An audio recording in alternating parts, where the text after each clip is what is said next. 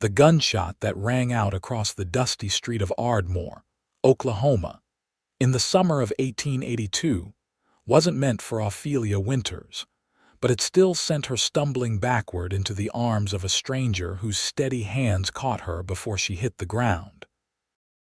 She looked up into eyes the color of storm clouds, belonging to a man whose face was half hidden beneath a dusty Stetson, and for a moment, the chaos around them seemed to fade into nothing but the sound of her own heartbeat thundering in her ears.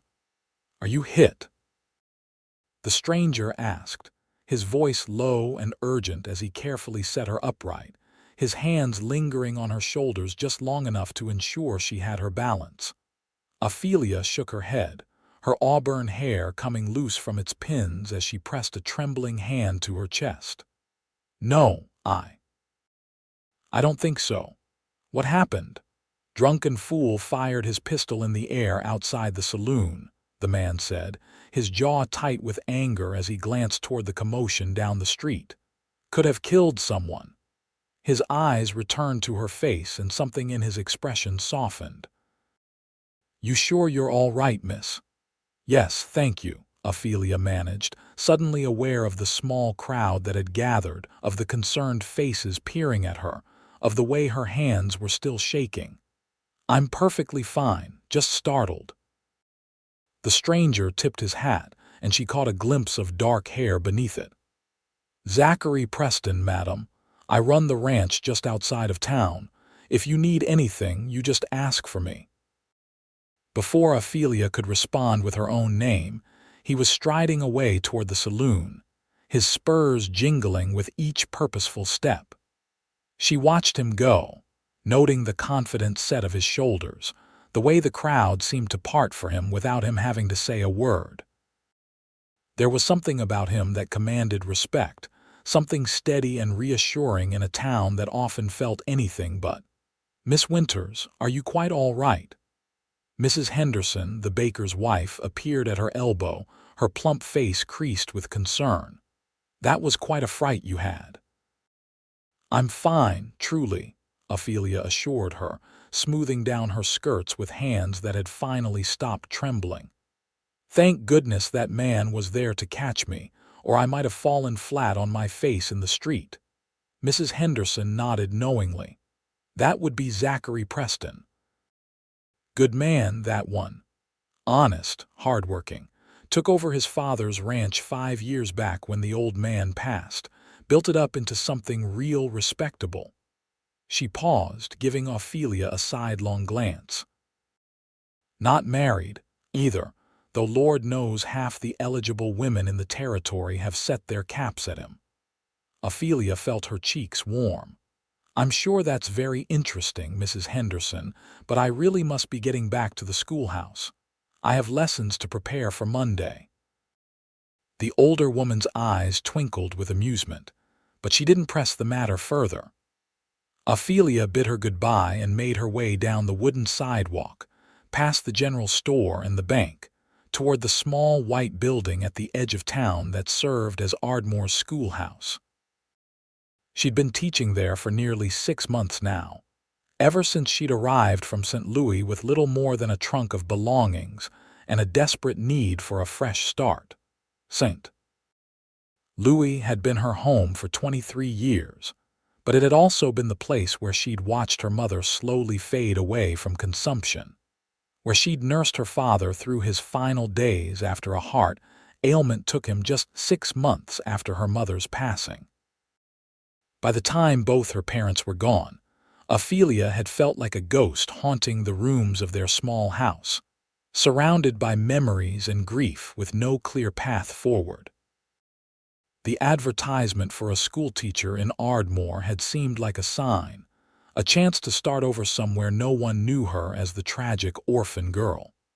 She'd sold everything she couldn't carry, bought a ticket on the train heading west, and hadn't looked back. Now, as she unlocked the schoolhouse door and stepped into the familiar space that smelled of chalk, dust, and paper, she tried to push thoughts of Zachary Preston from her mind.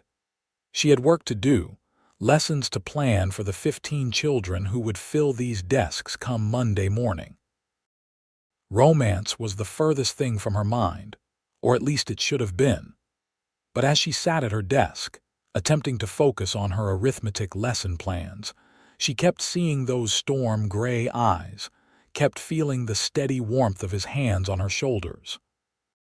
She shook her head, annoyed with herself. The man had simply kept her from falling. It meant nothing, and she would likely never see him again unless she happened to pass him on the street. Fate, however, had other plans. The following morning, Ophelia attended the small church service that most of Ardmore's respectable citizens made a point of attending. She sat in her usual spot near the back, her Bible open in her lap, half listening to Reverend Collins deliver his sermon about patience and faith. It wasn't that she didn't believe, precisely, but after losing both her parents in such quick succession, her faith had become something quieter, more questioning than it had been in her youth. She was so lost in her own thoughts that she didn't notice the man sliding into the pew beside her until his shoulder brushed against hers. She glanced up, startled, and found herself looking into those same storm-gray eyes that had occupied far too many of her thoughts the night before. Zachary Preston offered her a small nod of acknowledgement, then turned his attention to the Reverend. Ophelia tried to do the same, but she was acutely aware of his presence beside her, of the way his arm occasionally brushed against hers as he shifted, of the clean scent of soap and leather that seemed to emanate from him. When the service ended and the congregation began to file out, Zachary stood and offered her his hand. "Miss Winters, isn't it? Mrs. Henderson mentioned your name yesterday." Ophelia accepted his hand, noting the calluses on his palm that spoke of hard work. "Yes, that's right." "And you're Mr. Preston. Thank you again for your help yesterday." "It was nothing," he said, but there was warmth in his eyes. "I'm glad you weren't hurt. Are you settling in well here in Ardmore? I heard you came from back east." "St. Louis," Ophelia confirmed as they walked together toward the church doors. "And yes, I'm settling in quite well, thank you. The children are wonderful to teach, and everyone has been very welcoming." They stepped out into the bright Oklahoma sunshine, and Ophelia reached up to shield her eyes. Zachary was quicker, adjusting his position slightly so that his shadow fell across her face, blocking the glare without making it obvious he was doing so. It was such a small, thoughtful gesture that it made something warm bloom in Ophelia's chest. "I'm glad to hear it," Zachary said. "It can be difficult, coming to a new place where you don't know anyone. If you ever need anything, my ranch is just about 3 miles north of town. Anyone can give you directions." Before Ophelia could respond, a woman's voice called out from across the churchyard. "Zachary, there you are. I've been looking everywhere for you." A striking blonde woman in an emerald green dress was making her way toward them, her smile bright, but not quite reaching her eyes. Ophelia recognized her as Millicent Chambers, whose father owned the largest cattle operation in the territory. Millicent had made it clear from the moment Ophelia arrived in town that she considered herself the social queen of Ardmore, and she treated the schoolteacher with polite condescension. "Morning, Millicent," Zachary said, his tone polite but noticeably cooler than it had been when speaking to Ophelia. Millicent's eyes flicked dismissively over Ophelia before returning to Zachary.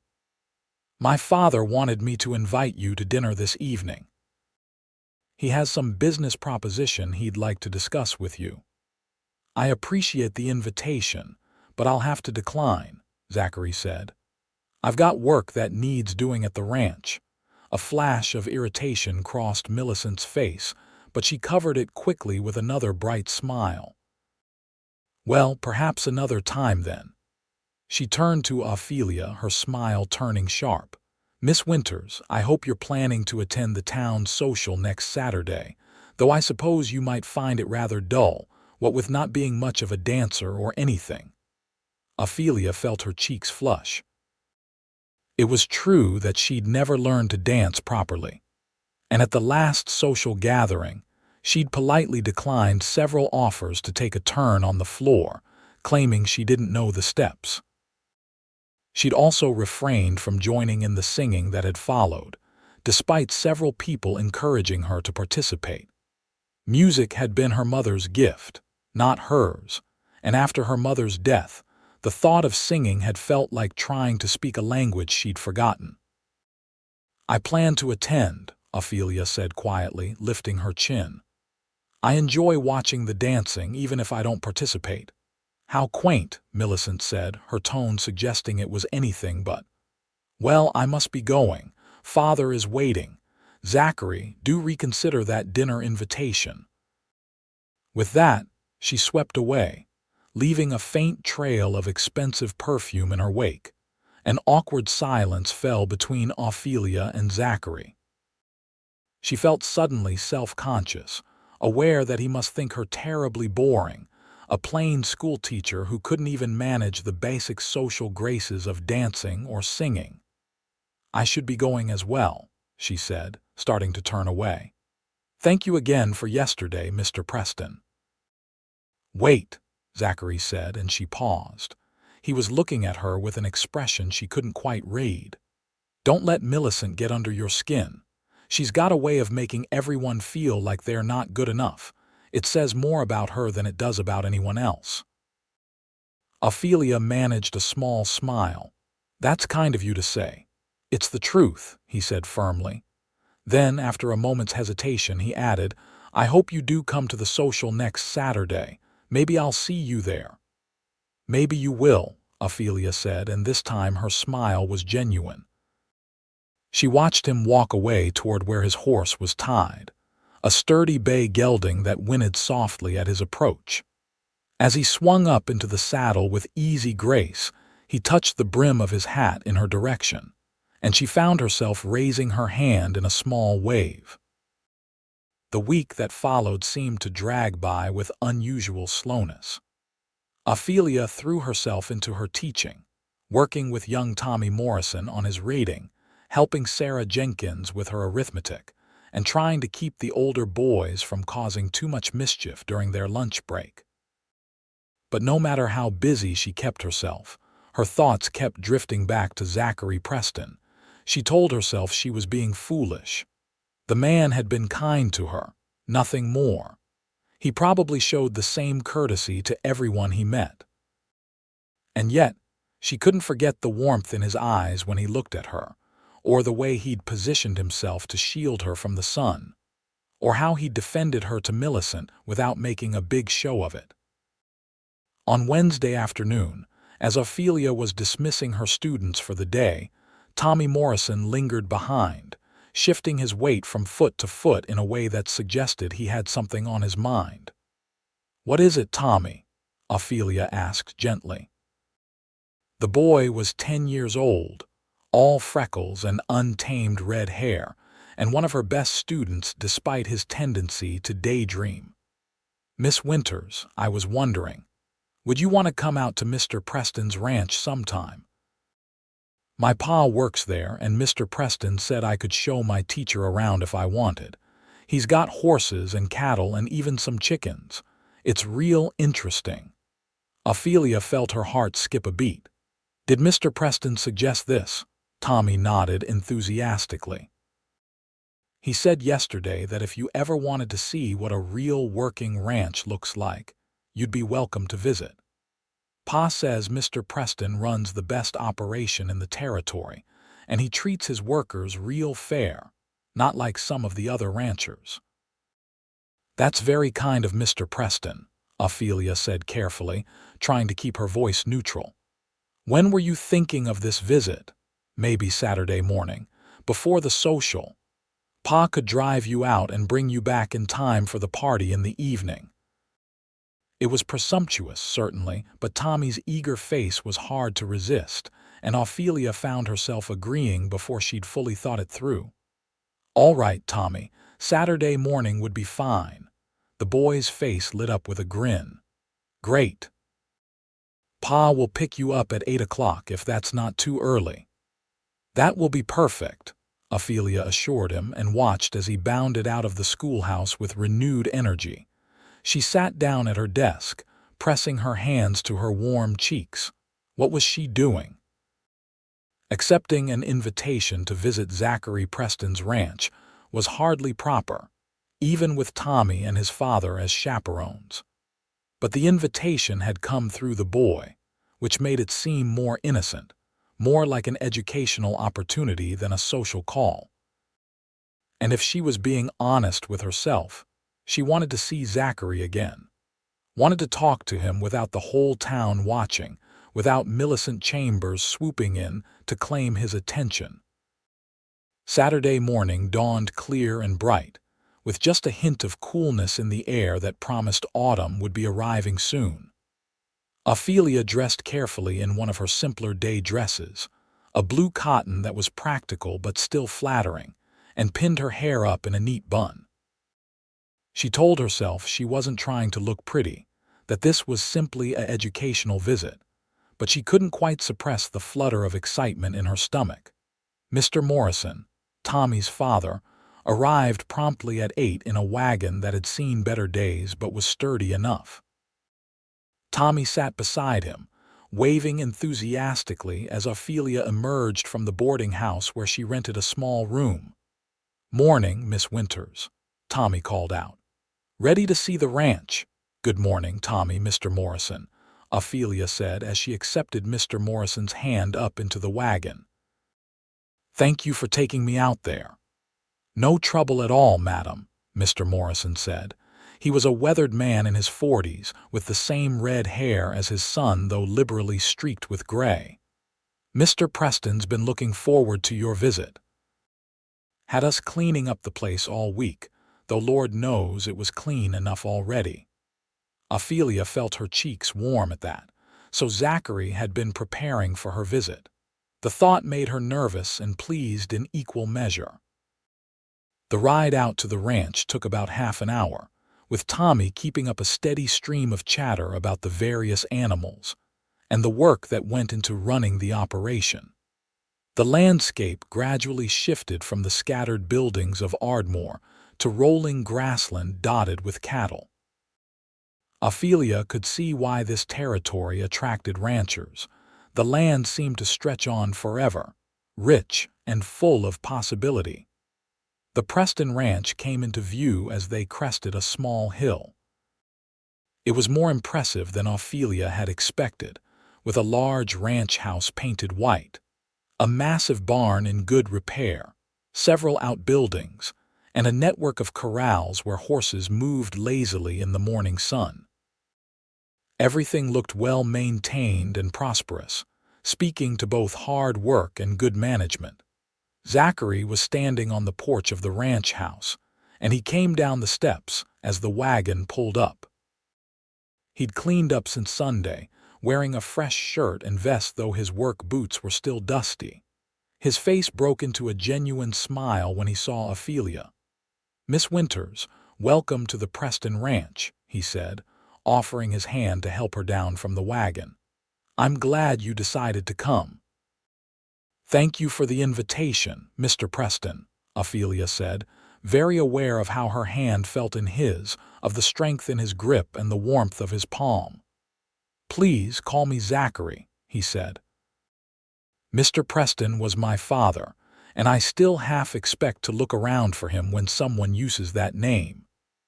"Then you must call me Ophelia," she replied, and was rewarded with another of those smiles that seemed to light up his whole face. Tommy bounded down from the wagon, ready to begin the tour, but Zachary held up a hand. "Hold on there, Tommy. I thought Miss Winters might like some coffee first and maybe some of Rosa's breakfast biscuits. Your pa too, Morrison, before you head back to town." They went into the ranch house, which was surprisingly homey inside. The main room was large and open, with comfortable furniture that looked well used rather than decorative. A woman who must have been Rosa, the housekeeper Tommy had mentioned, brought out coffee and a plate of biscuits that were still warm from the oven. As they sat around the large wooden table, Zachary explained the operation of the ranch. He ran about 200 head of cattle, supplied beef to several towns in the territory, and was building a reputation for breeding quality horses. He employed 6 full-time ranch hands, including Mr. Morrison, and took on additional help during branding and drive seasons. "It sounds like a lot of work," Ophelia observed, watching the way Zachary's face became animated as he talked about his ranch. "It is," he admitted, "but it's good work, honest work. My father started this place with nothing but a land claim and a lot of determination. When he died, some people thought I'd sell out, but I couldn't do that. This ranch is his legacy, and I aim to make it even better than he could have imagined." There was pride in his voice, but not arrogance. Ophelia found herself admiring his dedication, his clear love for what he did. It reminded her of the way her father used to talk about his work as a printer, before illness had stolen his strength and passion. After coffee, Zachary gave them the promised tour. He showed Ophelia the barn, where a mare had recently foaled and the gangly-legged baby horse wobbled around its mother. He introduced her to his favorite horse, a gray gelding named Thunder who nuzzled at her hand looking for treats. They walked through the corrals, past cattle that barely glanced up from their grazing, and out to a small creek that ran through the property. "This is the reason my father chose this land," Zachary said as they stood on the bank of the creek, watching the water flow over smooth stones. "Water is everything out here. Without this creek, none of this would be possible." "It's beautiful," Ophelia said softly. "Peaceful." "It is," Zachary agreed, but when she glanced over at him, he was looking at her rather than the water. They stood there for a long moment, and Ophelia felt something shift between them, something that went beyond simple attraction. There was a connection forming, fragile as a spider's web but undeniably real. Tommy came running up then, breaking the spell. "Mr. Preston, can I show Miss Winters the chickens? She said she's never seen a chicken coop before," Zachary laughed. "Well, we can't have that, can we? Come on, Ophelia. Prepare yourself for the fascinating world of poultry." The chicken coop was, admittedly, not the most glamorous part of the ranch, but Ophelia found herself charmed by Tommy's enthusiasm as he explained the different breeds and how many eggs each hen laid. Zachary stood back, watching with amusement as she carefully held a brown egg Tommy had just collected, marveling at the warmth of it. "You really have never been on a ranch before, have you?" Zachary asked, his tone gentle rather than mocking. "Never," Ophelia admitted. "I grew up in the city. The closest I ever got to farm animals was the horses that pulled the streetcars. This is all quite new to me." "Do you like it?" She looked around at the open sky, the rolling land, the animals that seemed content in their environment. "I do," she said, surprised by how much she meant it. "It's so different from what I knew, but there's something honest about it. Everything here has a purpose, a place." "That's exactly it," Zachary said, his eyes bright with understanding. "That's exactly what I love about it." As the morning wore on, Ophelia found herself relaxing in a way she hadn't since arriving in Ardmore. Zachary was easy to talk to, his manner straightforward and unpretentious. He asked about her life in St. Louis, and she found herself telling him about her parents, about the small print shop her father had run, about her mother's beautiful singing voice that had once filled their home with music. "She used to sing while she worked," Ophelia said, her voice growing softer.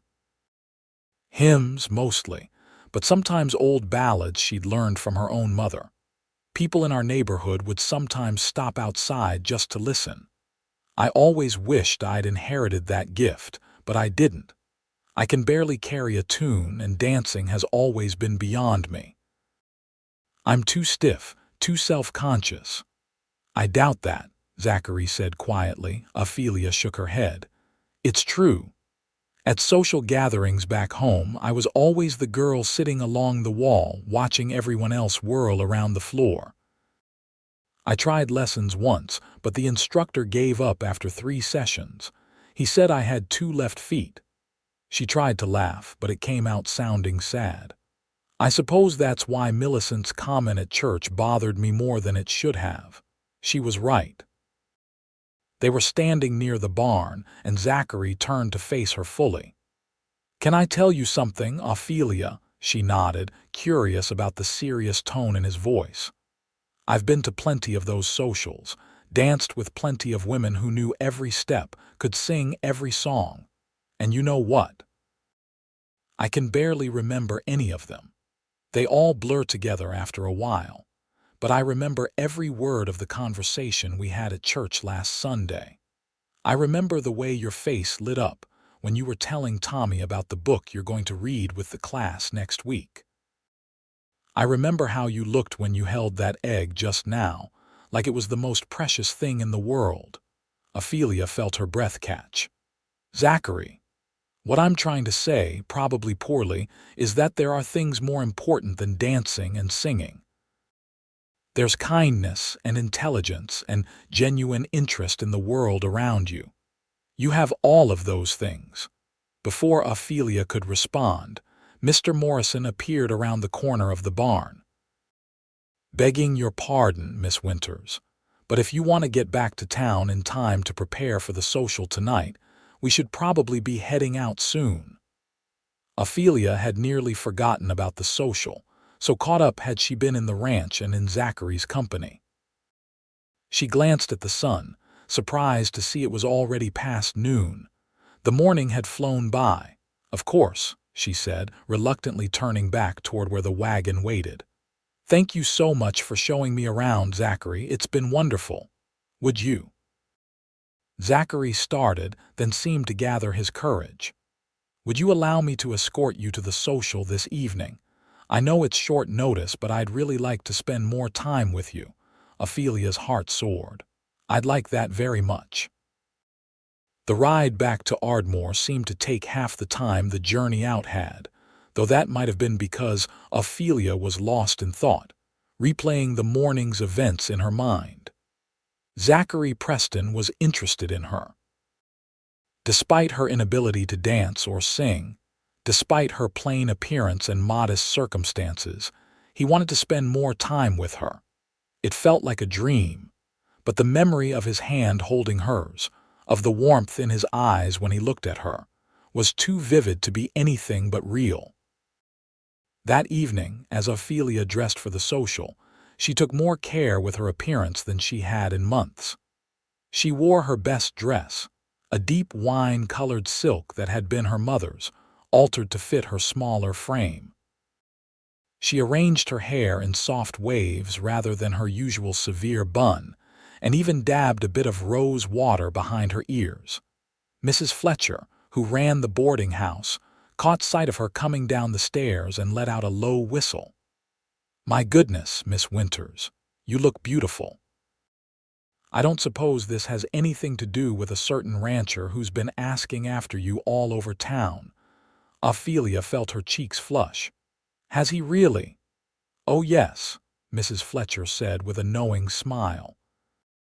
"Half the ladies in Ardmore are going to be green with envy when they see Zachary Preston walking in with you on his arm, especially that Millicent Chambers. She's had her sights set on him for years." The mention of Millicent made Ophelia's stomach flutter with nervousness, but before she could dwell on it, there was a knock at the door. Mrs. Fletcher went to answer it, and Ophelia heard Zachary's deep voice asking for her. When she entered the parlor, Zachary's face transformed with a smile that made her feel like the most beautiful woman in the world. He was dressed in his best clothes, his dark hair neatly combed, his boots polished to a shine. "You look stunning," he said simply, offering his arm. "Thank you," Ophelia managed, placing her hand in the crook of his elbow. "You look very handsome yourself." The social was being held in the town hall, which had been decorated with lanterns and streamers for the occasion. Music was already spilling out into the street as they approached, played by a small band that consisted of a fiddle, a guitar, and a piano that had seen better days but still produced a cheerful sound. As they entered, Ophelia was immediately aware of the attention they attracted. Conversations paused, heads turned, and she could feel the weight of curious and, in some cases, envious stares. Zachary seemed oblivious to it all, guiding her to the refreshment table where punch and cookies were laid out. "I should warn you," Zachary said as he handed her a cup of punch. "I'm not much of a dancer myself. Oh, I can manage the basic steps, but I'm nowhere near as smooth as some of the men here. So if you're worried about not being able to dance, at least we can be clumsy together." Ophelia laughed, feeling some of her nervousness ease. "That's very diplomatic of you." "It's the truth," he insisted. "Last time I tried to waltz, I stepped on my partner's feet 3 times and nearly sent us both sprawling into the punch bowl." They found seats along the edge of the room, and Ophelia settled in to watch the dancing as she usually did. But this time, it was different. This time, she had Zachary beside her, leaning in to make quiet observations about the other attendees that made her laugh into her punch cup. "See that fellow in the brown vest?" Zachary murmured. "That's Harold Thompson, owns the general store. He's trying very hard to impress Miss Sarah Collins over there, but he's so nervous he keeps missing the beat." "The poor man," Ophelia said, watching Harold stumble through a reel. "Someone should rescue him and ruin the best entertainment of the evening." "Never," Zachary said with mock seriousness. They were laughing together when Millicent Chambers appeared before them, her expression tight with barely concealed displeasure. "Zachary, there you are," she said, completely ignoring Ophelia's presence. "I've been saving a dance for you. They're about to start a waltz." Zachary didn't move from his seat. "Thank you, Millicent, but I'm happy sitting here with Ophelia." Millicent's eyes flashed dangerously as she finally acknowledged Ophelia. "Oh, I suppose that makes sense. I heard Miss Winters doesn't dance. How convenient for you both." Her tone made it clear she thought it was anything but convenient. "Actually," Zachary said, standing suddenly and extending his hand to Ophelia, "I was just about to ask Ophelia for this waltz. If she'll have me, that is." Ophelia's eyes widened in surprise. "But I told you I cannot dance." "And I told you I'm not very good at it either," Zachary said, his eyes warm with encouragement. "But maybe we could try together. I promise not to judge your missteps if you don't judge mine." Ophelia looked at his outstretched hand, then at Millicent's pinched expression, then back at Zachary's open, honest face. Something in her chest loosened, some old fear or inhibition that she'd been carrying for too long. "All right," she said, placing her hand in his. "But don't say I didn't warn you." Zachary led her onto the dance floor just as the waltz began.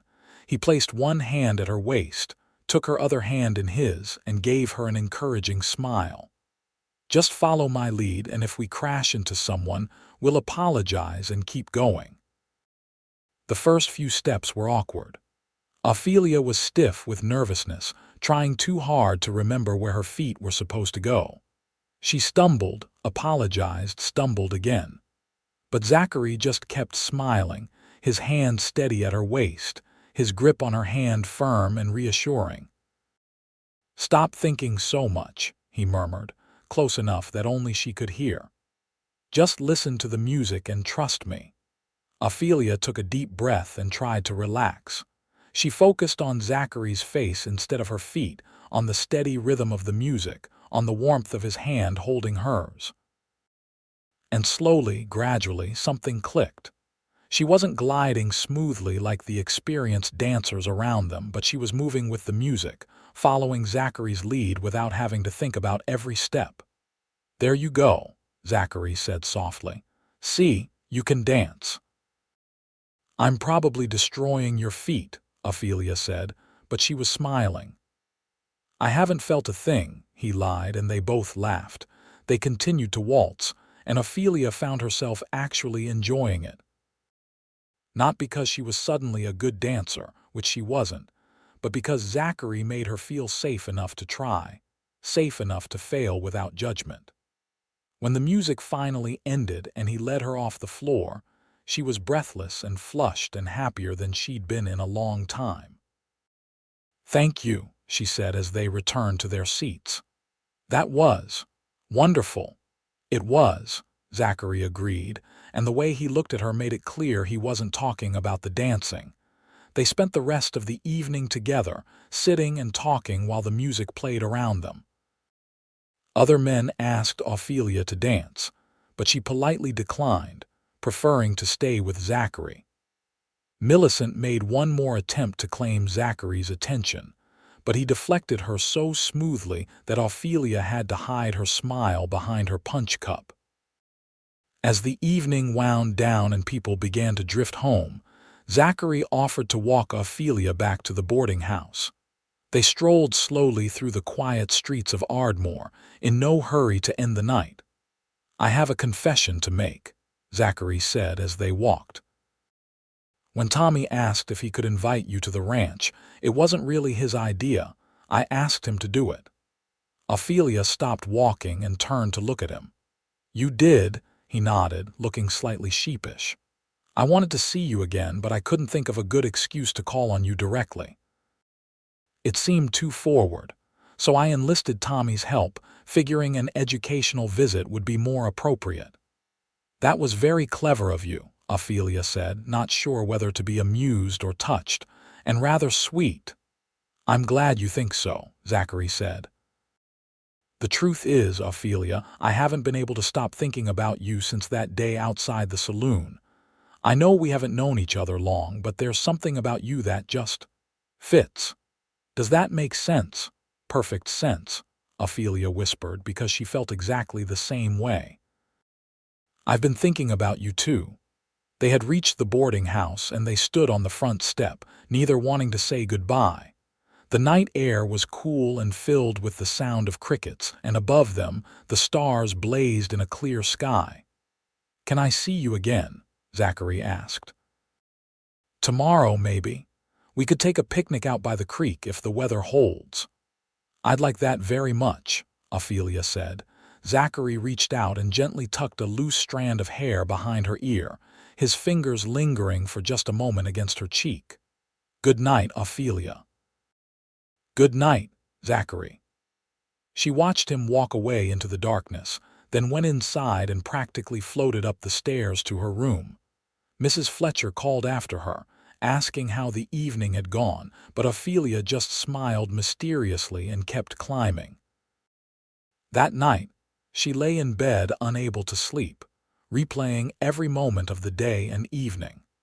From the ranch tour to the dance floor to the quiet walk home, it had been the best day she'd experienced since losing her parents. And it was all because of Zachary Preston, who saw her not as the plain schoolteacher who couldn't dance or sing, but as someone worth knowing, worth spending time with. The picnic the next day was even better than the social. Zachary picked her up in a small buggy and they drove out to the creek on his property. He'd brought a basket packed by Rosa, filled with fried chicken, fresh bread, cheese, and apple pie. They spread a blanket on the creek bank and spent the afternoon talking, eating, and watching the water flow by. Ophelia learned that Zachary was 27 years old, just 4 years older than she was. He'd grown up on the ranch, the only child of parents who'd loved each other deeply until his mother's death when he was 15. His father had raised him alone after that, teaching him everything about ranching until his own death 5 years ago. "It was hard," Zachary admitted, lying back on the blanket with his hands behind his head. "Losing both of them. The ranch kept me going, gave me something to focus on when I thought the grief might swallow me whole." "I understand," Ophelia said quietly. "When my mother died and then my father so soon after, I didn't know how to keep living. Everything reminded me of them, Everything hurt. That's why I left St. Louis.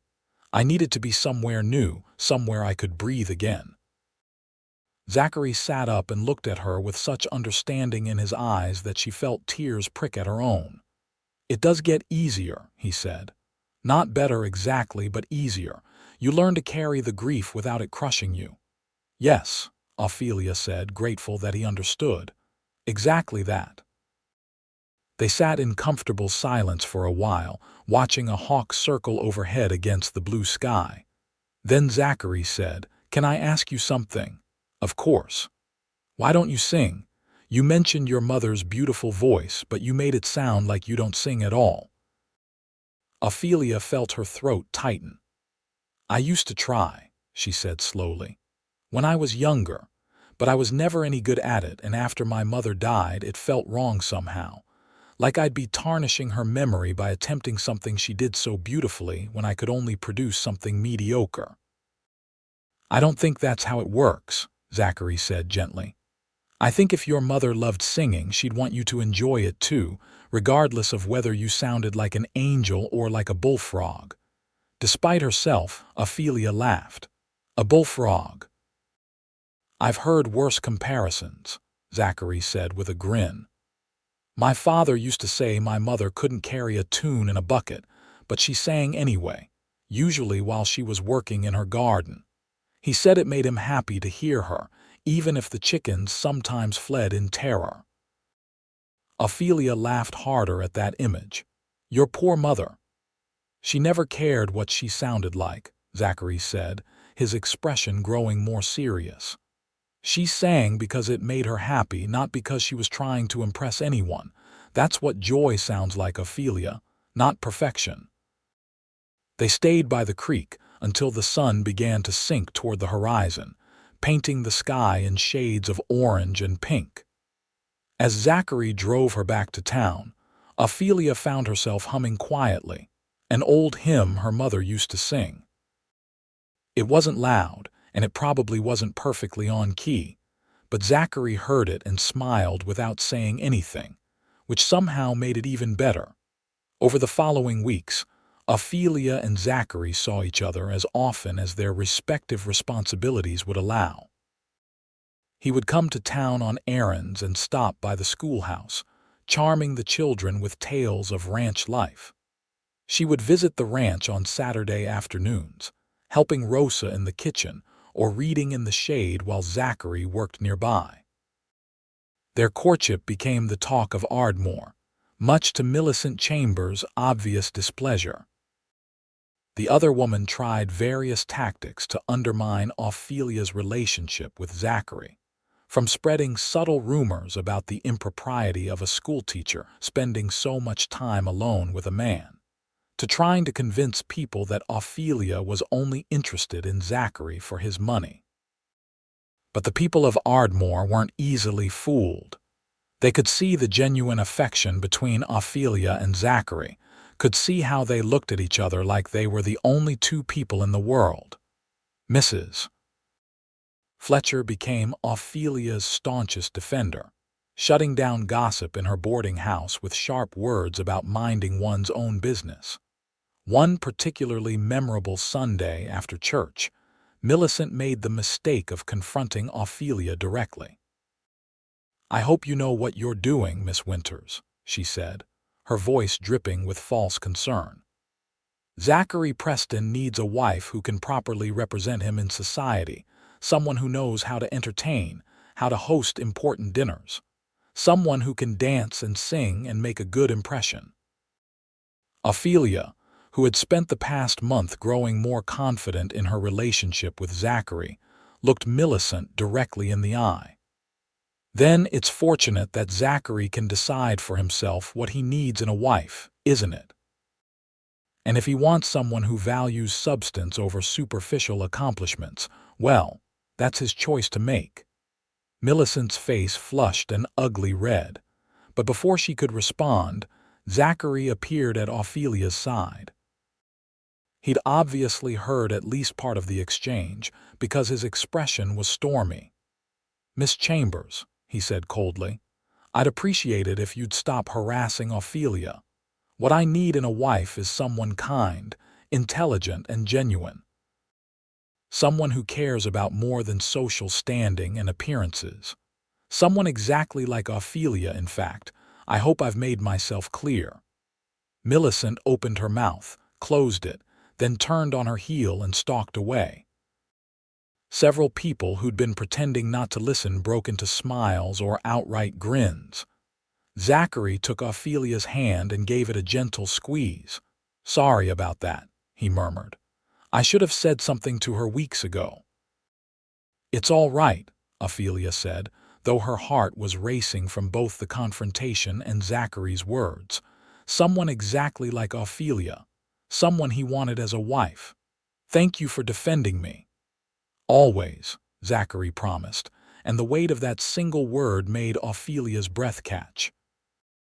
As autumn deepened, and the Oklahoma landscape transformed into shades of gold and russet, Ophelia found herself falling more deeply in love with Zachary.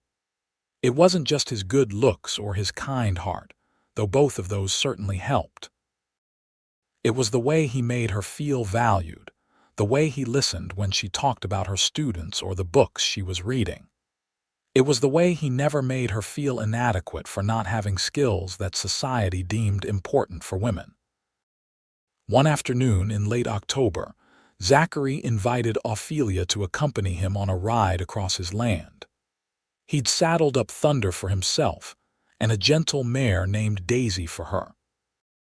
Though Ophelia had never ridden much, Zachary patiently taught her the basics, and soon they were riding side by side across the rolling grassland. They stopped at a high point that overlooked the ranch and much of the surrounding territory.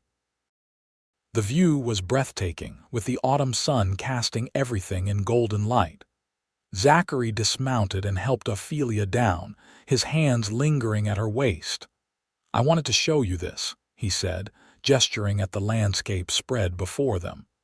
"This is what I work for, what I'm trying to build. Not just a successful ranch, but a real home, a place where people can feel safe and happy." "It's beautiful," Ophelia said softly. "You should be proud of what you've accomplished." "I am," Zachary said, turning to face her. "But lately, I've been realizing that something's missing. That someone's missing." He took both her hands in his. "Ophelia, these past few months with you have been the happiest I've been since I lost my parents. You've brought light and laughter back into my life. You've made me remember that there's more to living than just working from dawn to dusk." Ophelia's heart was pounding so hard she was sure he must be able to hear it. "Zachary, let me finish," he said, his voice urgent and tender at the same time. "I know I should probably wait longer, that people will say we're rushing things. But I'm 27 years old, and I've never felt about anyone the way I feel about you. I love you, Ophelia. I love your kindness and your strength. I love the way you laugh at my terrible jokes.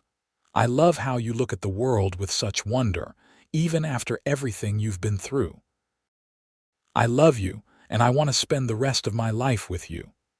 He released one of her hands to reach into his pocket, pulling out a small velvet box. Inside was a simple gold band with a single pearl, elegant in its simplicity. "This was my mother's ring," Zachary said. "My father gave it to her when they were married, and she wore it every day until she died. It would mean everything to me if you would wear it now. Ophelia Winters, will you marry me?" Tears were streaming down Ophelia's face, but she was smiling so wide her cheeks hurt. "Yes," she said, her voice breaking with emotion. "Yes, Zachary, of course I'll marry you. I love you too so much." Zachary let out a breath that sounded like relief and joy combined, then slipped the ring onto her finger. It fit perfectly, as if it had been made for her. He pulled her into his arms, holding her close, and Ophelia buried her face in his chest, feeling his heart beating as rapidly as her own. They stood there for a long time, wrapped in each other's arms as the sun sank lower in the sky. When they finally pulled apart, Zachary cupped her face in his hands and kissed her, gentle and sweet and full of promise. "When?" he asked when they finally broke apart. "When will you marry me?" "I don't want to wait long," Ophelia laughed through her happy tears. "Neither do I." "What about Christmas?" "That gives us 2 months to prepare, which should be enough time." "Christmas," Zachary repeated, testing the word. "I like that. A new beginning at the start of the holiday season." They rode back to the ranch house in a state of blissful excitement, already making plans. Zachary wanted to build onto the house, adding a library for Ophelia since she loved books so much. Ophelia suggested they could host a Christmas party for the ranch hands and their families, a tradition to start their marriage on a note of generosity and community. The news of their engagement spread through Ardmore like wildfire.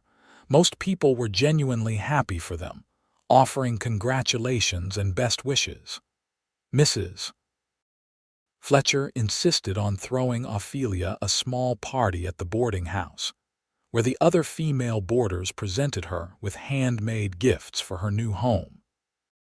The schoolchildren were particularly excited, with Tommy Morrison practically bursting with pride at having played a role in bringing his teacher and Mr. Preston together. Sarah Jenkins shyly asked if she could be a flower girl at the wedding, and Ophelia happily agreed. Millicent Chambers, predictably, was not pleased. But after Zachary's public declaration, even she seemed to recognize that she'd lost whatever chance she thought she'd had. She stopped her campaigning against Ophelia, though she remained coldly polite whenever they encountered each other. The weeks leading up to the wedding passed in a flurry of activity. Ophelia worked with a seamstress in town to alter a cream-colored silk dress that had belonged to her mother, transforming it into a wedding gown that was both elegant and meaningful. Zachary and his ranch hands worked on the additions to the house, determined to have at least the library finished before the wedding. Rosa, who had become something of a mother figure to both Zachary and Ophelia, took charge of the wedding preparations with enthusiastic efficiency. She coordinated with the church, organized the food for the reception, and even helped Ophelia practice walking down the aisle without tripping over her skirts. One evening in early December, Ophelia was at the ranch helping Rosa address invitations when Zachary came in from working on the new library addition. He was covered in sawdust and paint, but his eyes were bright with excitement. "Come see," he said, offering his hand to Ophelia. "It's finished." Ophelia followed him to the new section of the house, where he opened a door with a flourish. Inside was a beautiful room with floor-to-ceiling shelves along 3 walls, a large window that let in plenty of natural light, and 2 comfortable chairs positioned near a stone fireplace. "Oh, Zachary," Ophelia breathed, walking into the room and turning slowly to take it all in. "It's perfect." "The shelves are empty now," Zachary said, coming to stand beside her, "but I thought we could fill them together. Every time we go to town, we can stop by the general store and see what books they have in stock. And maybe once or twice a year we can order from the catalogs, get books shipped in from back east." Ophelia turned to him with tears in her eyes. "You built me a library." "I built us a library," Zachary corrected gently. "I want you to be happy here, Ophelia. I want this to feel like home." "It already does," she said, wrapping her arms around him despite the sawdust. "You've made it home." The night before the wedding, Ophelia could barely sleep. She lay in her small room at the boarding house, knowing it would be the last night she'd spend there, the last night she'd be Ophelia Winters instead of Ophelia Preston. The thought was both thrilling and terrifying. She wondered what her parents would think of Zachary, of the life she was about to begin. Her mother would have loved him, she was certain of that. Her father would have appreciated his work ethic and honesty. They both would have been happy to see her happy, to see her moving forward instead of staying trapped in grief. As she finally drifted off to sleep, Ophelia thought she heard her mother's voice singing softly, one of those old hymns she used to love. It was probably just a dream, but it felt like a blessing, like permission to embrace this new chapter of her life. The morning of December 25th, 1882, dawned clear and cold. Ophelia woke early, her stomach fluttering with nervous excitement. Mrs. Fletcher and the other boarders helped her dress in her mother's altered gown, pinned her hair up with pearl clips that had been a gift from Rosa, and gave her a bouquet of winter flowers that must have cost a small fortune to obtain. "You look absolutely beautiful, Mrs. Fletcher said, tears streaming down her plump cheeks. "Like an angel."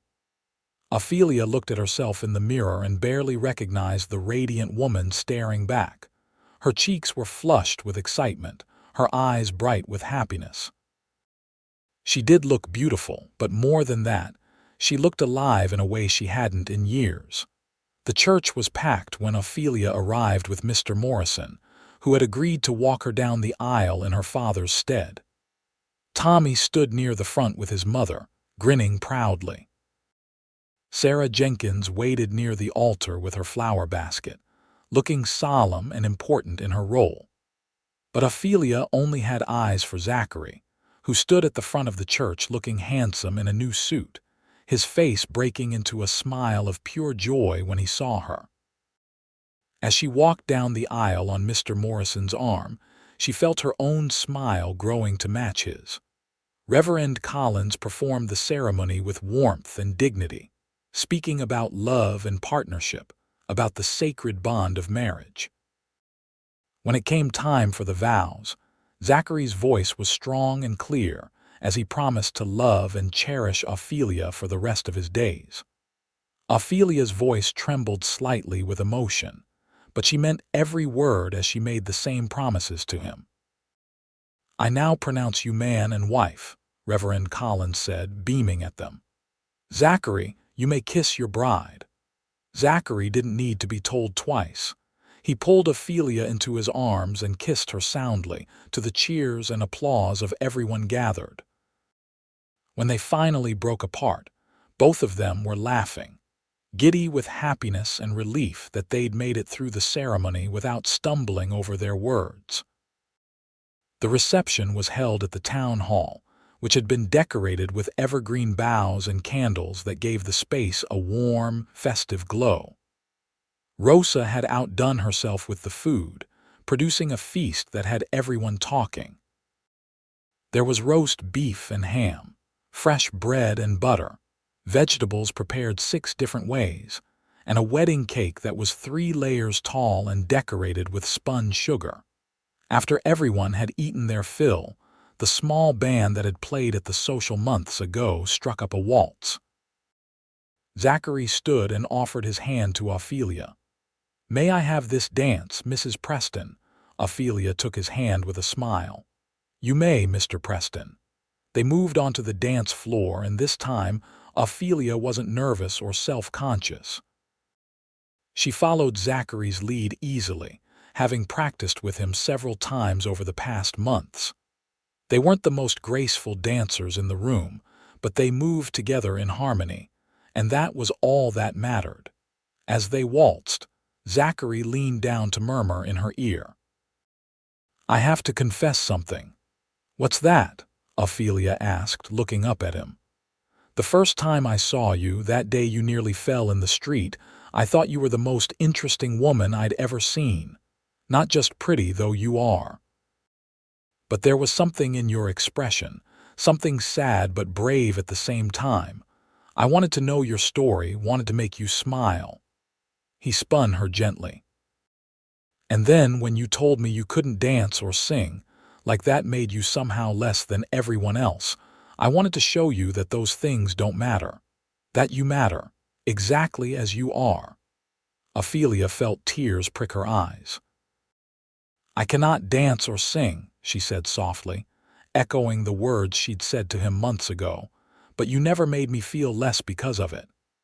"Your laughter is music enough for me," Zachary whispered, pulling her closer as the waltz continued. Everything you are is enough for me." Later in the evening, after many more dances and much celebration, someone called for the bride and groom to sing a duet. It was tradition, apparently, though no one had warned Ophelia about it. She felt her old anxiety rise up, that familiar fear of making a fool of herself. But then Zachary squeezed her hand and whispered, "Remember what I said about my mother and the chickens. Let's give them something to talk about." Ophelia laughed, her nervousness dissolving. "All right. What should we sing?" "You know Home, Sweet Home," Zachary asked. Ophelia nodded. It had been one of her mother's favorites. They stood together in front of the assembled guests, and Zachary began to sing in a pleasant baritone that was nothing special but perfectly adequate. After the first line, Ophelia joined in, her voice softer and less sure but growing stronger as she went. They weren't going to win any awards for their performance.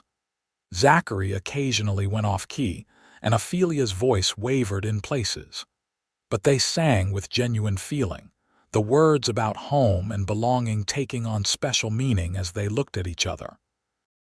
By the time they finished, there wasn't a dry eye in the room. The applause was thunderous and someone shouted, "That's what true love sounds like," which made everyone laugh and cheer even louder. As the party wound down and guests began to head home, Zachary and Ophelia climbed into his buggy for the ride back to the ranch. Their ranch now, Ophelia realized with a thrill. Their home. The ranch house was dark when they arrived, Rosa having tactfully decided to spend the night in town with friends. Zachary lit lamps as they entered, chasing away the shadows and filling the space with warm, golden light. "Welcome home, Mrs. Preston," Zachary said, pulling Ophelia into his arms. "It's good to be home, Mr. Preston," Ophelia replied, and then they were kissing. All the passion and love they'd been carefully restraining during their courtship finally given free rein. They made their way to the bedroom, where Zachary had built a fire earlier so the room would be warm when they arrived. As he slowly unlaced her wedding gown, pressing kisses to each inch of skin he revealed, Ophelia felt truly beautiful for the first time in her life. Not because she'd suddenly become more attractive, but because Zachary looked at her like she was the most precious thing in the world. Their wedding night was tender and sweet, filled with whispered endearments and gentle explorations. Zachary was patient and caring, making sure Ophelia felt comfortable and loved every moment. When they finally came together, it felt like the natural culmination of everything that had been building between them since that first day in the street. Afterwards, they lay tangled together in the big bed, watching the firelight dance on the ceiling. Zachary's fingers traced lazy patterns on Ophelia's shoulder as she rested her head on his chest, listening to the steady beat of his heart. "Are you happy?" Zachary asked softly. Ophelia lifted her head to look at him, seeing nothing but love in his eyes. "Happier than I ever thought I'd be again," she said honestly. "You've given me a new life, Zachary, a new beginning." "We've given each other that," Zachary corrected. "I was just going through the motions before you came along. Working, sleeping, working some more. You reminded me what it feels like to truly live." They fell asleep in each other's arms as the fire burned low, both of them content in the knowledge that they'd found something rare and precious. True partnership, genuine love. The winter passed in a blur of happiness as Ophelia settled into her new life. She continued teaching at the schoolhouse, though now she rode out from the ranch each morning rather than walking from the boarding house. Zachary would drive her to town in the buggy when the weather was bad, and on clear days, she rode Daisy, the gentle mare that had become her horse. At home, Ophelia threw herself into making the ranch house truly theirs. She added touches of comfort and beauty, hanging curtains she'd sewn herself, arranging wildflowers in vases, filling the library shelves with books they purchased together. She learned to cook from Rosa, mastering recipes that had been passed down through Zachary's family. In the evenings, after the work was done, she and Zachary would sit together in the library. Sometimes they'd read aloud to each other, taking turns with whatever book they were working through. Other times they'd simply talk, sharing their thoughts and dreams.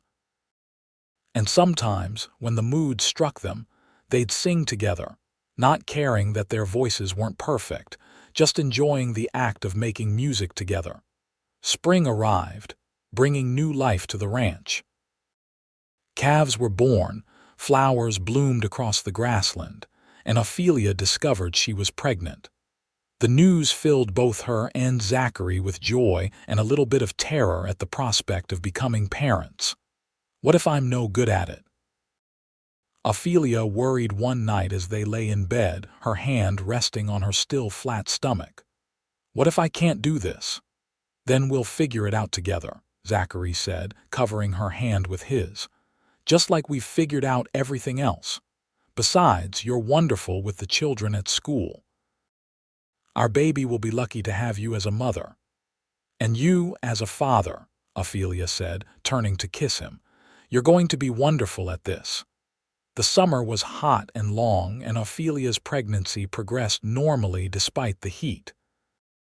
She continued teaching through the end of the school term in May, then spent her days at the ranch, helping Rosa with lighter tasks and reading in the shade when the afternoon sun became too intense.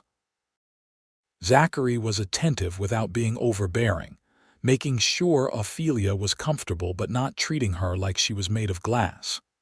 He talked to her growing belly at night, telling their unborn child about the ranch, about the horses and cattle, about the life they'd have together as a family. One evening in late July, as they sat on the porch watching the sunset, Ophelia felt the baby kick for the first time. She grabbed Zachary's hand and pressed it to her stomach. There, did you feel that?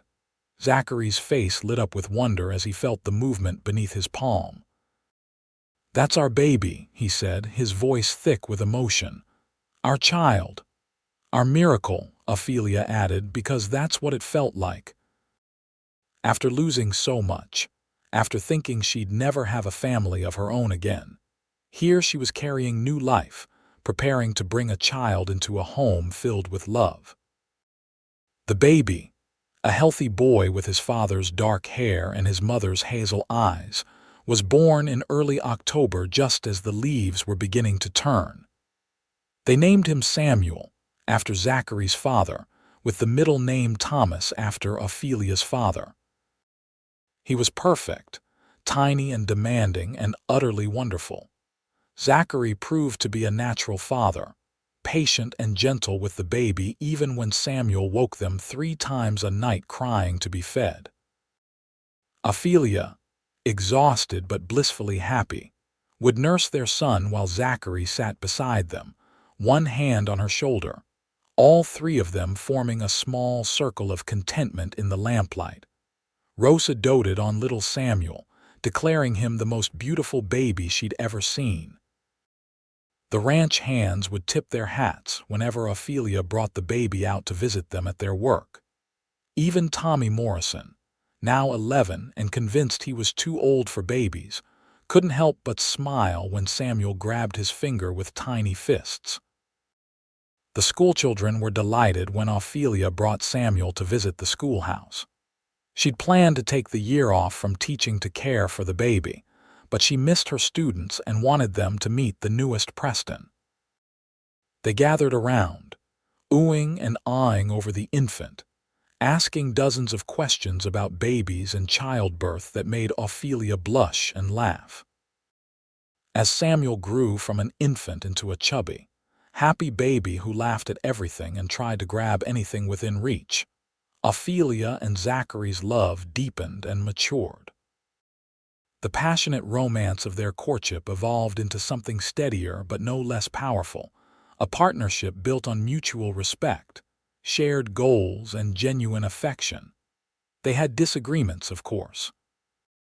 Zachary could be stubborn about ranch matters, insisting on doing things his father's way even when Ophelia suggested improvements. Ophelia sometimes got so absorbed in her books that she'd forget to mention important household matters. But they learned to communicate, to compromise, to see each other's point of view. One evening when Samuel was nearly a year old, sitting in his high chair and making a mess with his dinner, Zachary reached across the table and took Ophelia's hand. "What?" she asked, smiling at the serious expression on his face. "I just wanted to say thank you," Zachary said, "for taking a chance on me, for building this life with me, for giving me Samuel, for everything." Ophelia felt tears sting her eyes. "I should be thanking you. You saved me, Zachary. Not that day in the street, but every day after. You showed me that life could still be good even after loss, that I could still be happy." "We saved each other," Zachary said, squeezing her hand. "That's what love does." Samuel chose that moment to throw a spoonful of mashed vegetables, which landed with a splat right on Zachary's shirt. Both parents burst into laughter, and Samuel, delighted by their reaction, laughed too, his whole face lighting up with joy. The years passed quickly after that. Samuel grew into a sturdy toddler who followed his father everywhere, determined to be a rancher just like Papa. Ophelia returned to teaching part-time, bringing Samuel with her until he was old enough to stay with Rosa during school hours. When Samuel was 3, Ophelia discovered she was pregnant again. This time she was less nervous, more confident in her ability to be a mother.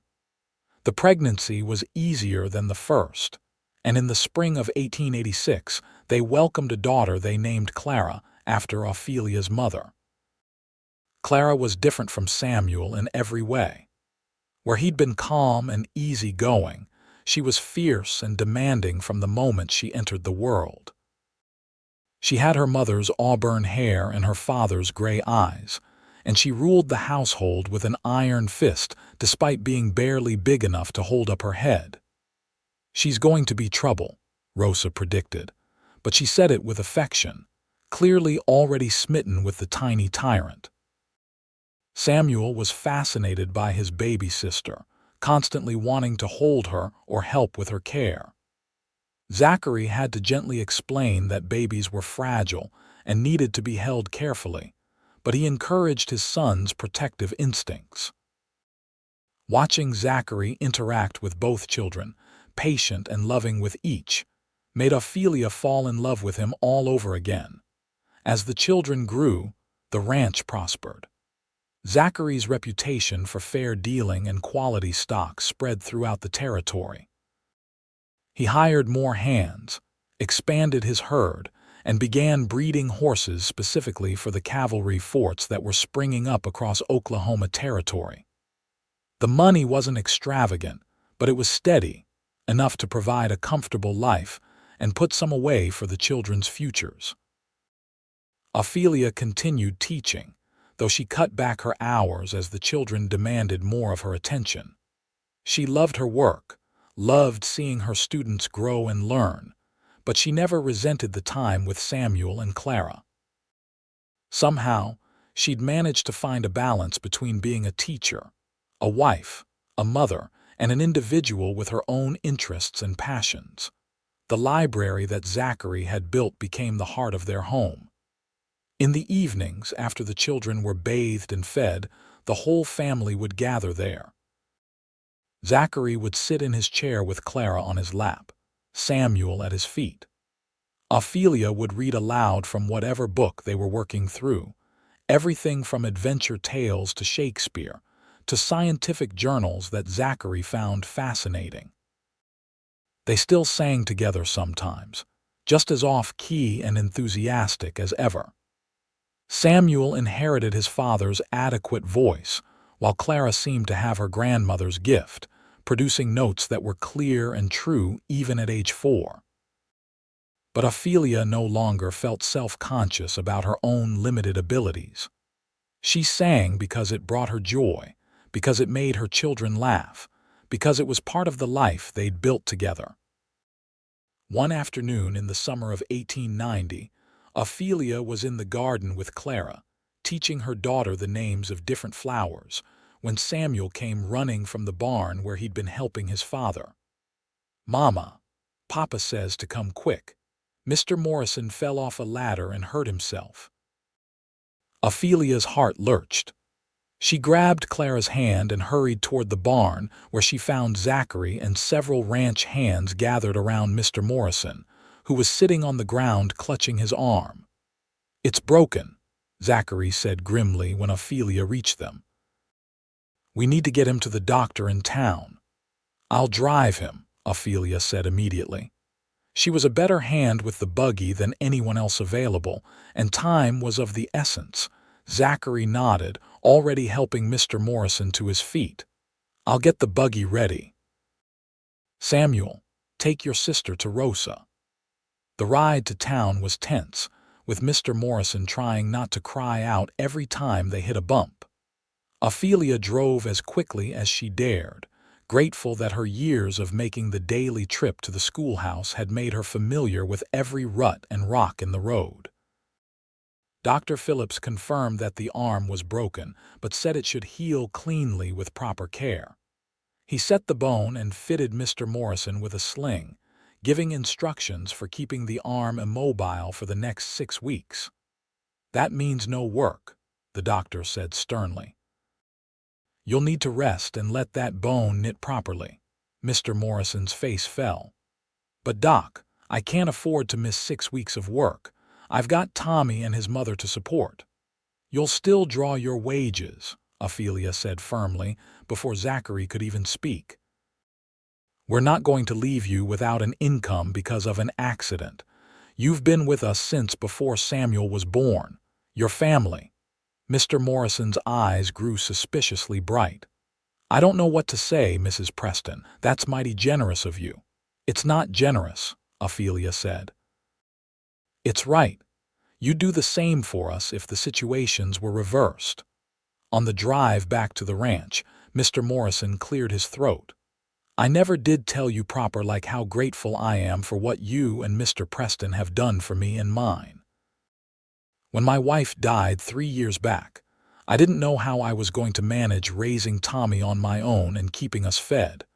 But Mr. Preston kept me on, even gave me a raise so I could hire someone to help with Tommy while I worked."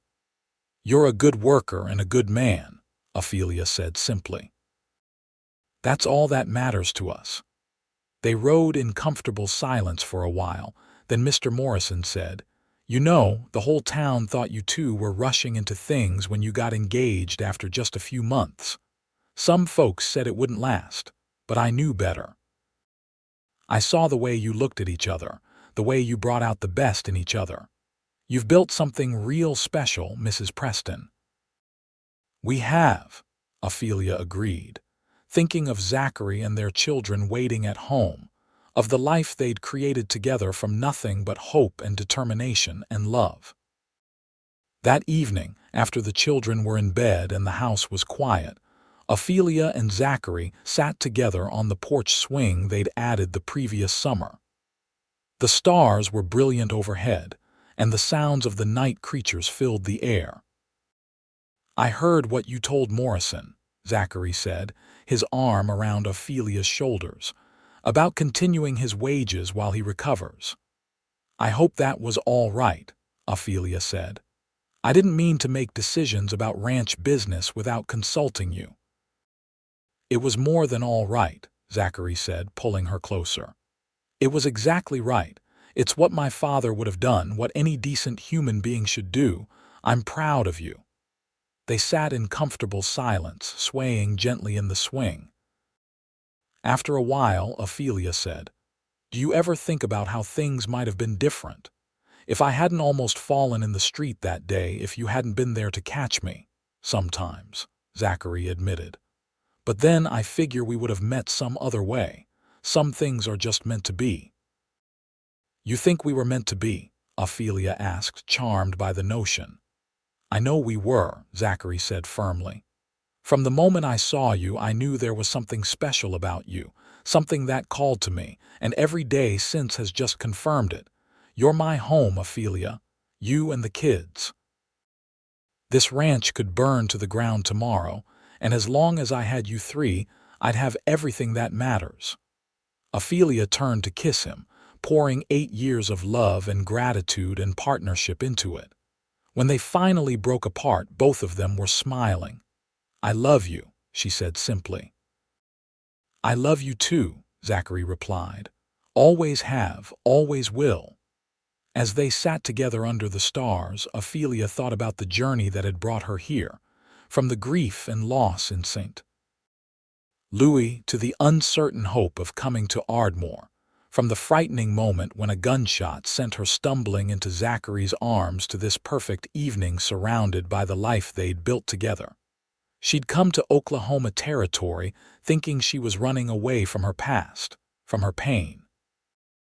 But what she'd really been doing was running toward her future, toward Zachary and everything they would create together. She'd thought of herself as broken, as lacking because she couldn't dance or sing like other women could. But Zachary had helped her see that those things didn't define her worth, that she was valuable exactly as she was. "I cannot dance or sing," she'd told him all those years ago. That confession weighted with shame and insecurity. "Your laughter is music enough for me," he'd replied, and he'd meant it. He'd shown her, every single day since, that she was enough. Not because she'd changed who she was, but because he saw her clearly and loved what he saw. In the years that followed, the Preston family continued to grow and thrive. Samuel grew into a responsible young man who worked the ranch alongside his father, eventually taking over more and more of the daily operations. Clara, true to Rose's prediction, was indeed trouble, but in the best possible way. She was fierce and independent, with a mind of her own and the voice of an angel. She eventually became a teacher like her mother, though she taught music rather than general studies. Ophelia and Zachary watched their children grow, celebrated their achievements, comforted them through their heartbreaks. They welcomed grandchildren in time, the ranch house filling with new life and laughter. They grew older together, their hair turning gray, their hands becoming weathered with age, but their love never diminishing. On their 25th wedding anniversary, their children and grandchildren gathered at the ranch for a celebration. Samuel and his wife had prepared a feast. Clara organized entertainment, including a sing-along that had everyone joining in regardless of their vocal abilities. As the sun set and lanterns were lit around the yard, Samuel called for quiet. "I want to propose a toast," he said, raising his glass. "To my parents, who have shown me and everyone here what true love looks like. Not perfect, polished love from storybooks, but real love. The kind that shows up every day, that works through problems, that chooses each other again and again." "Hear, hear," everyone chorused, raising their own glasses. Clara stepped forward then. "And I want to say something too. Mama, you taught me that I didn't have to be like everyone else to be worthy, that my voice, my passions, my way of seeing the world were all valuable. Papa, you showed me what a good man looks like, setting the standard impossibly high for any man who might want to court me." Everyone laughed at that. "But more than that, you both showed me that love isn't about grand gestures or fairy tale perfection. It's about building a life together, one day at a time, with patience and humor and grace." Ophelia, tears streaming down her face, reached for Zachary's hand. He squeezed it tight, his own eyes suspiciously bright. Later that night, after all the guests had gone home and the ranch was quiet again, Ophelia and Zachary returned to their spot on the porch swing. It was the same swing they'd sat in all those years ago, though it had been repaired and repainted several times over the decades. 25 years, Ophelia marveled. Where did the time go? "Into building this," Zachary said, gesturing at the dark shapes of the barn, the house, the land stretching out around them. "Into raising Samuel and Clara, into loving you. Do you have any regrets?" Ophelia asked, not because she doubted his answer, but because she wanted to hear it. "Not a single one," Zachary said firmly. "What about you?" Ophelia thought about the girl she'd been when she arrived in Ardmore, so lost and grieving and unsure of herself. She thought about all the moments of joy and sorrow, triumph and struggle that had filled the years since. She thought about the life she'd built with this man, the family they'd created, the home they'd made. "None," she said. "Not one." They sat in comfortable silence, swaying gently in the swing. After a while, Ophelia started humming one of the old hymns her mother used to sing. Her voice was still nothing special, still imperfect and sometimes off-key. But Zachary joined in after a moment, his voice blending with hers in a harmony that was theirs alone. They sang together under the Oklahoma stars, two people who'd found each other against all odds, who'd built a life of purpose and meaning and deep, abiding love. They sang not because they were good at it, but because it brought them joy, because it connected them to their past while celebrating their present. Because after 25 years together, they'd learned that the best music wasn't necessarily the most perfect, but the most genuine. When the song ended, they simply held each other, two souls who'd found their perfect match in an imperfect world. The night creatures sang around them, the horses whinnied softly in their stalls, and somewhere in the distance, a coyote howled at the moon. It was the symphony of the life they'd chosen, and Ophelia wouldn't have changed a single note. "Your laughter is music enough for me," Zachary had told her all those years ago, and he'd spent a lifetime proving it. In return, Ophelia had given him her heart, her hand, her laughter, and her love. They danced through life together, not with perfect grace but with perfect understanding. And in the end, that had made all the difference. The stars wheeled overhead, constant and unchanging, while below them the Preston ranch slept peacefully. Inside the house, photos lined the walls, capturing moments from across the years. A young couple on their wedding day, eyes bright with hope and love. A family portrait with two small children. Graduations, birthdays, celebrations of all kinds. Each photo told a story, but together they told the greatest story of all. The story of a love that had started with a chance meeting and grown into something that would echo through generations. As Ophelia and Zachary finally rose from the porch swing and headed inside to their bed, they walked hand in hand, just as they'd done for 25 years. Tomorrow would bring new challenges, new joys, new moments to treasure. But for tonight, they simply held each other close, grateful for the journey they'd shared and excited for all the tomorrows still to come. In the years that remained to them, they would watch their grandchildren grow, would eventually welcome great-grandchildren into the world. They would continue to work side by side, partners in every sense of the word. They would laugh together, cry together, face whatever came with the same determination and love that had carried them through everything else. And sometimes, on quiet evenings when the work was done and the house was peaceful, they would sit together on that old porch swing and sing the songs they loved. Two imperfect voices blending into something perfect because it was theirs, because it was real, because it was born of a love that had transformed both their lives. The girl who couldn't dance or sing had found a man who valued her laughter above all else. The lonely rancher had found a woman who made his house a home. Together, they'd created a legacy that had nothing to do with perfect performances and everything to do with perfect love. And in the end, that was the greatest achievement of all.